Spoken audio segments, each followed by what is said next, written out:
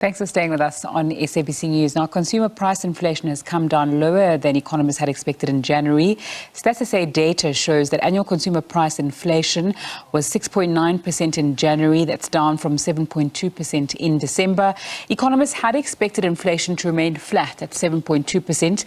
For more on this inflation, we're joined by economists at Alexander Forbes, Murendeni Nengovhela. Thanks so much for your time on SABC News. Just your reaction to that 6.9% figure. And is it the beginning of the end of the high inflation levels that we've seen in the recent past?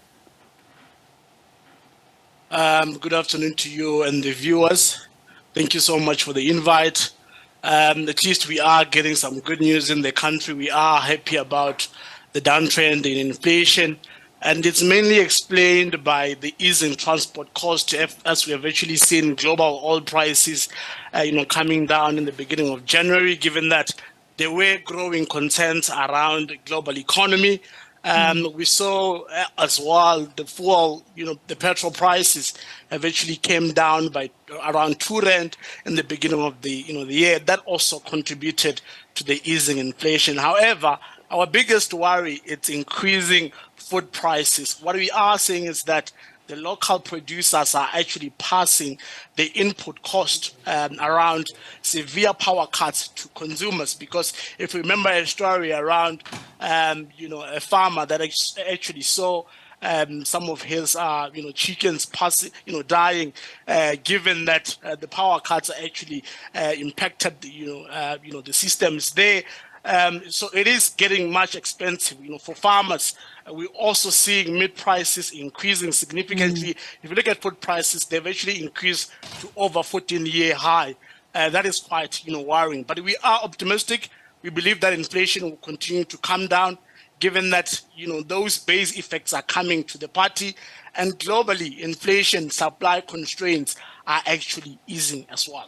Murendeni, I know you've spoken about that food inflation being so high. When I'm looking at SA data, onions increasing by over 48.7%, if I'm reading that correctly, which is shocking because I'm trying to understand the input costs of an onion. But could there be a slowing trend, this trend of inflation cooling down? Could it show that the previous interest rate hikes that we saw are actually working and we can expect lower ones going forward? Definitely. If you look at core inflation, remain around 4.5, percent.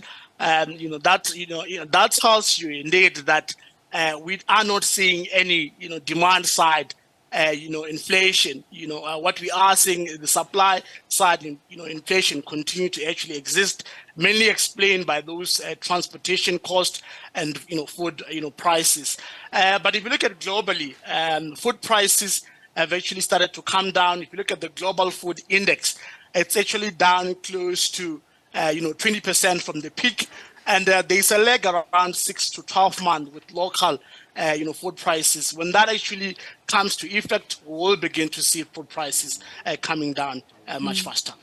And then what does this mean in terms of interest rates going forward, and how much does our international counterparts' inflation figures and prints affect us here in South Africa? We just saw the CPI figure coming out of the US yesterday, the UK as well.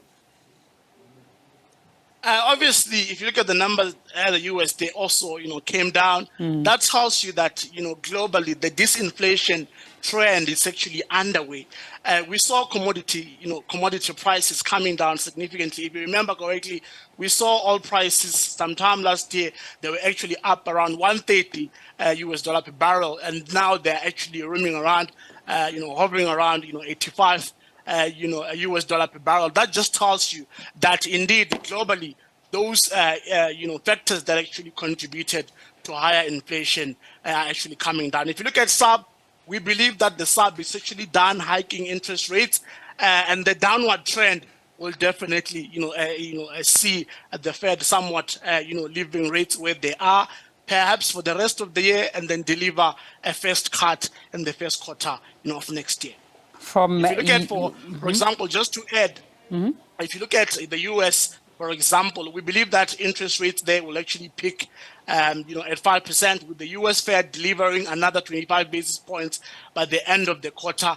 But they are really convincing signs that inflation is indeed, coming down. And that doesn't really give any further reasons for major central banks to continue, tightening monetary policy.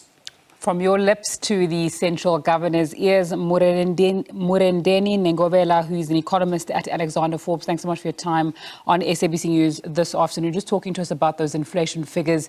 SABC released a little bit earlier on today.